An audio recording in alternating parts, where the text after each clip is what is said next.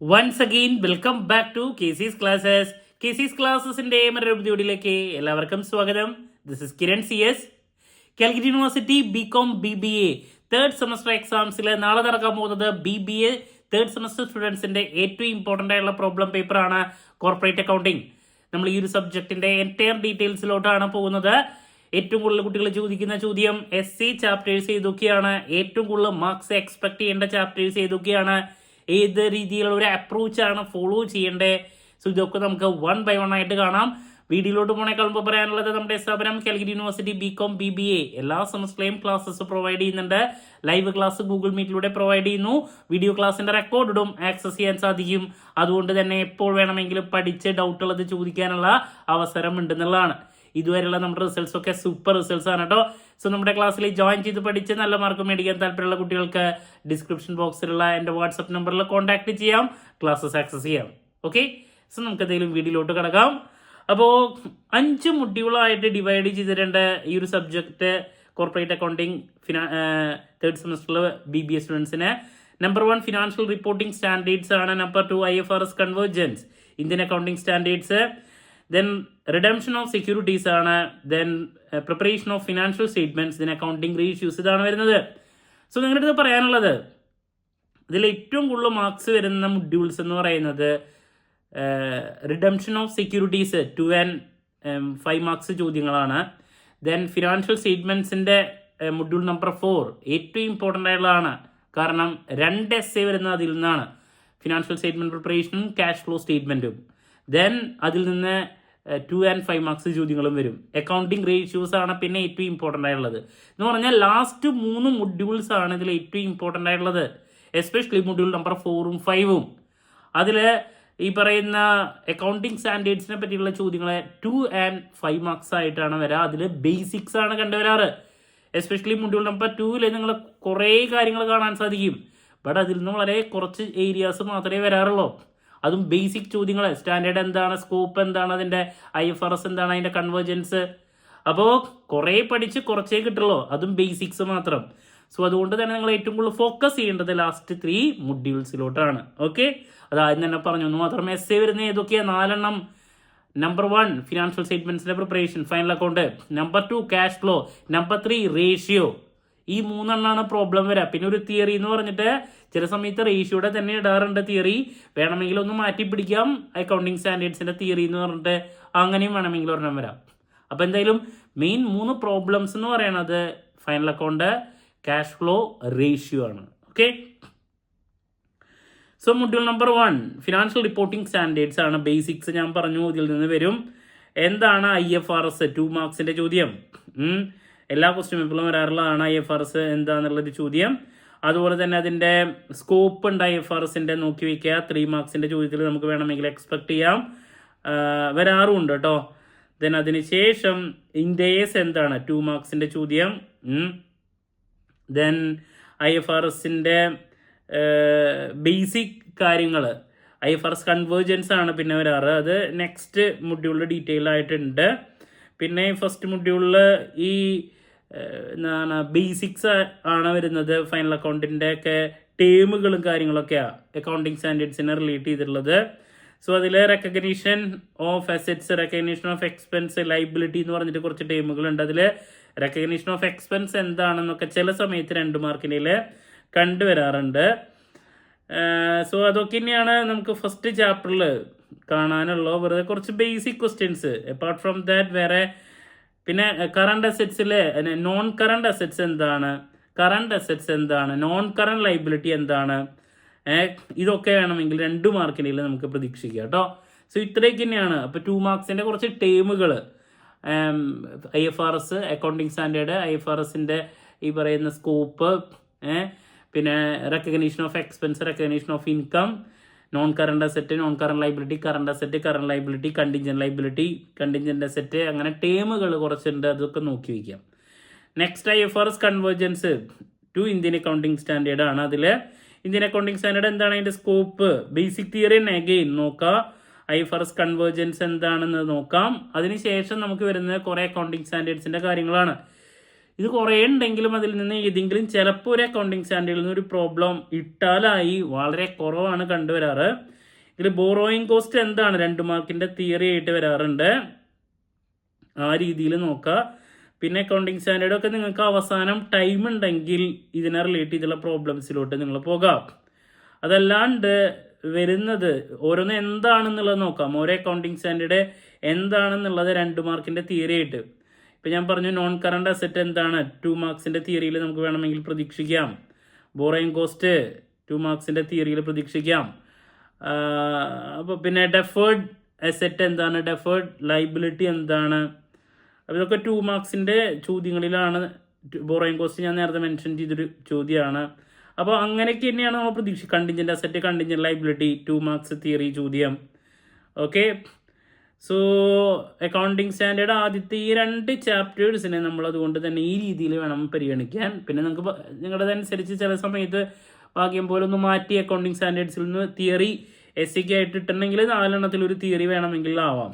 But ഇതുവരെയായിട്ട് അത് കണ്ടുവരുന്ന കുറവാണ്. കൂടുതലത് ഈ പറയുന്ന 3 മാർക്സ് 2 and 5 മാർക്സിലേക്കാണ് അക്കൗണ്ടിങ് സ്റ്റാൻഡേർഡ്സ് കണ്ടുവന്നിട്ടുള്ളത്. അപ്പോൾ അത്രയാണ് അക്കൗണ്ടിങ് സ്റ്റാൻഡേർഡ്സ് ഉള്ളൂ. ശരിക്കും നിങ്ങൾ 2 മാർക്സിൻ്റെ അക്കൗണ്ടിങ് സ്റ്റാൻഡേർഡ്സ്, IFRS കൺവെർജൻസിൻ്റെ സ്കോപ്പ്, ഇന്ത്യൻ അക്കൗണ്ടിങ്ങും ഈ പറയുന്ന IFRS എന്നുള്ള കാര്യങ്ങൾ, പിന്നെ കുറേ ടേമുകൾ, പിന്നെ അക്കൗണ്ടിങ് സ്റ്റാൻഡേർഡ്സ് പലതുമില്ലേ, borrowing cost, income tax, contingent, ഇതിലേതെങ്കിലും 1-2 2 മാർക്സിലേക്ക് എടുത്ത് ചോദിക്കാറുണ്ട്. അപ്പോൾ ഇങ്ങനെ പക്ക ബേസിക്സ് ആണ് അതിൽ നമ്മൾ ഫോക്കസ് ചെയ്യേണ്ടത് പഠിക്കുക. ഇനി മൊഡ്യൂൾ നമ്പർ 3 പോകുമ്പോൾ റിഡംഷൻ ഓഫ് സെക്യൂരിറ്റീസ്. അതിൽ റിഡംഷൻ ഓഫ് പ്രിഫറൻസ് ഷെയർസ് വളരെ ഇമ്പോർട്ടൻ്റ് ആണ്. 2 മാർക്സിൻ്റെ തിയറി, അതുപോലെ തന്നെ 5 മാർക്സിൻ്റെ problem compulsory. So redemption of preference shares എന്താണ് നിർബന്ധമായും പഠിക്കണം. Conditions of redemption of preference, അത് തിയറി 5 മാർക്കിലേക്ക് വരാറുള്ളതാണ്, വളരെ ഇമ്പോർട്ടൻ്റ് ആണ്. ദെൻ മെത്തേഡ്സ് ഓഫ് റിഡംഷൻ, അതിലേതെങ്കിലും ഒരെണ്ണം മെത്തേഡ്സ് ഓഫ് റിഡംഷൻ്റെ ഒരു പ്രോബ്ലം 5 മാർക്കിൻ്റെ കമ്പൽസറി ചോദ്യമാണ്, നിർബന്ധമായും പഠിക്കണം. ഒരു കാരണവശാലും സ്കിപ്പ് ചെയ്യരുത്. ആ തിയറി നോക്കിയിരിക്കണം. പിന്നെ 2 മാർക്കിൻ്റെ തിയറി CRR എന്താണ്, CRR എന്താണെന്നുള്ളത് മിക്ക പേപ്പറിലും റിപ്പീറ്റ് ആയിട്ട് കണ്ടുവരാറുള്ള മറ്റൊരു ചോദ്യമാണ്. അപ്പോൾ അങ്ങനെ റിഡംഷൻ പാർട്ട്ലി ഉണ്ട്, കൺവേർട്ട് ചെയ്യുന്ന പരിപാടികളുണ്ട്. അപ്പോൾ അതിൻ്റെ പ്രോബ്ലംസ് ഒക്കെ നോക്കാം. ദെൻ റിഡംഷൻ ഓഫ് ഡിബഞ്ചേഴ്സ് ആണ്. അതിലും നമുക്ക് തിയറി റിഡംഷൻ ഓഫ് ഡിബഞ്ചേഴ്സ് എന്താണെന്നുള്ളതുണ്ട്. ദെൻ സിങ്കിങ് ഫണ്ട് അതിലുള്ളതാണ്, അതിൻ്റെ തിയറി നോക്കി വെക്കുക എന്താണ് റിഡംഷൻ സിങ്കിങ് ഫണ്ടിൻ്റെ. പിന്നെ DRR എന്താണ് 2 മാർക്സിൻ്റെ തിയറി. നമുക്ക് റിഡംഷൻ ഓഫ് ഡിബഞ്ചേഴ്സിനെ റിലേറ്റ് ചെയ്തുള്ള പ്രോബ്ലംസ് ഉണ്ട്, നോക്കാം. അതിൽ ചില സമയത്ത് മാത്രം ഒരു പ്രോബ്ലമൊക്കെ 5 മാർക്കിലേക്ക് വന്നാലായി. റിഡംഷൻ ഓഫ് പ്രിഫറൻസ് ഷെയർസ് ആണ് കൂടുതൽ ഇമ്പോർട്ടൻ്റ് ആയിട്ട് വരുന്നത്. ഡിബഞ്ചേഴ്സ് നിങ്ങൾ അവസാനം നോക്കിയാൽ മതി കേട്ടോ. ഈ പറഞ്ഞ തിയറി കാര്യങ്ങളൊക്കെ നോക്കുക. സിങ്കിങ് ഫണ്ട്, കൺവേർഷൻ, പിന്നെ ക്യാൻസലേഷൻ, ഇതൊക്കെ നമുക്ക് കാണാൻ സാധിക്കും. പ്രോബ്ലം ഏറ്റവും അവസാനം നോക്കിയാൽ മതി.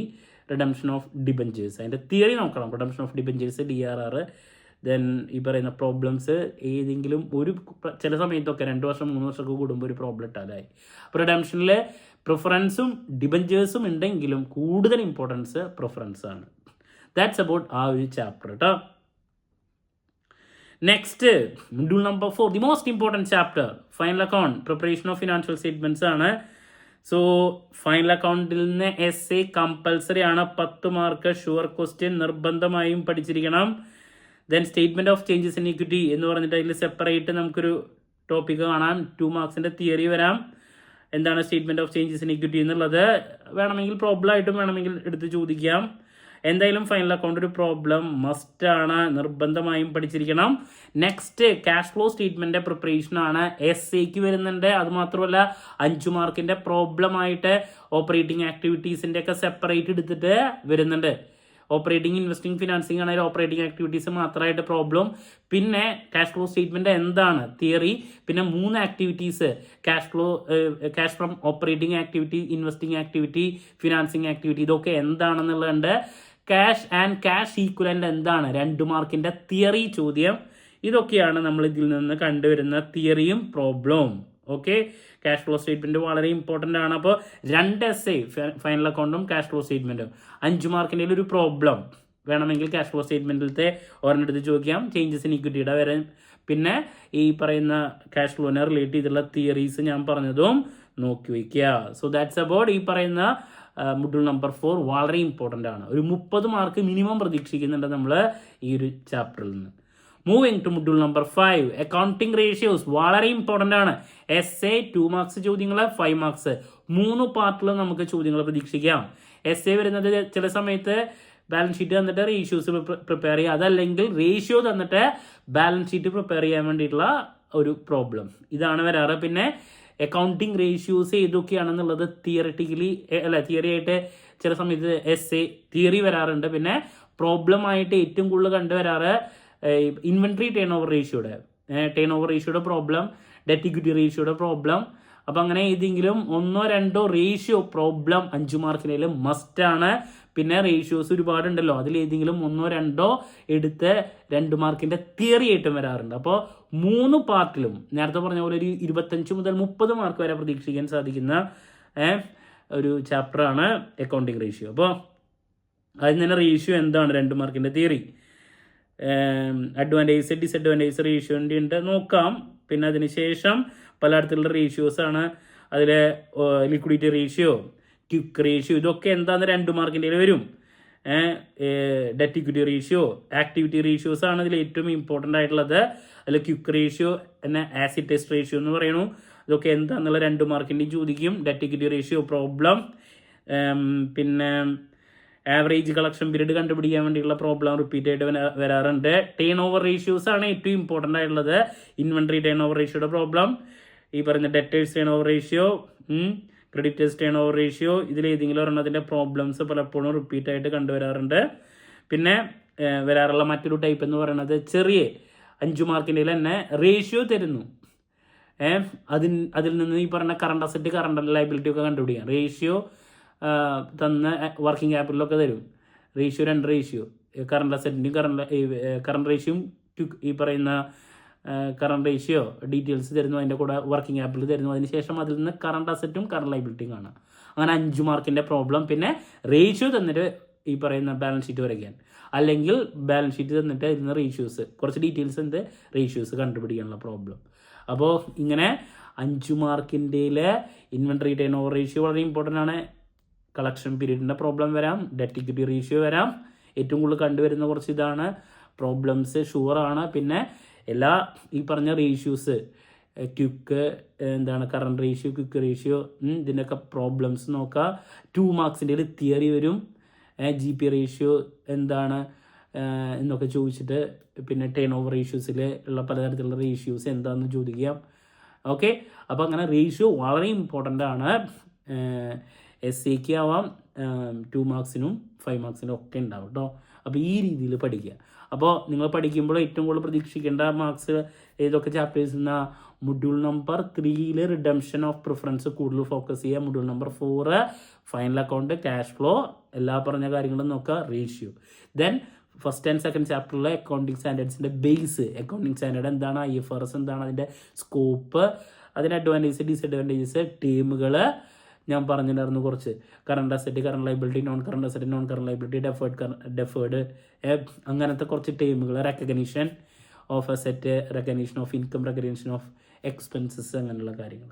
ഓക്കെ, സോ ദാറ്റ്സ് അബൌട്ട് ഈ ഒരു സബ്ജക്റ്റിൻ്റെ ഒരു ഓവറോൾ കാര്യങ്ങൾ പഠിക്കേണ്ട ഡീറ്റെയിൽസ് ഒക്കെ ക്ലാരിറ്റി കിട്ടിയെന്ന് പ്രതീക്ഷിക്കുന്നു. അപ്പോൾ ഞാൻ വീണ്ടും പറയുന്നു, അക്കൗണ്ടിങ് സ്റ്റാൻഡേർഡിനെ റിലേറ്റ് ചെയ്തിട്ട് വലിച്ചു പഠിക്കാണ്ട്, വലിച്ചു വാരി പഠിക്കാണ്ട് പക്ക ബേസിക് കാര്യങ്ങളിലോട്ട് നിങ്ങൾ കൂടുതൽ ഫോക്കസ് ചെയ്യുക.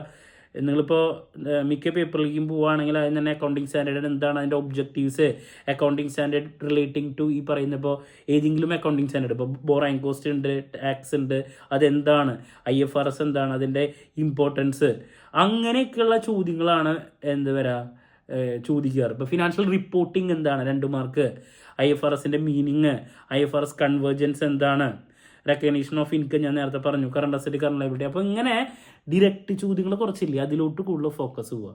കാരണം ഒരുപാട് കുട്ടികൾക്ക് ആദ്യത്തെ 2 ചാപ്റ്റർ എങ്ങനെ കാര്യങ്ങൾ കൈകാര്യം ചെയ്യണം എന്നുള്ളതിൻ്റെ ഒരു ഡൗട്ട് ഉണ്ട്.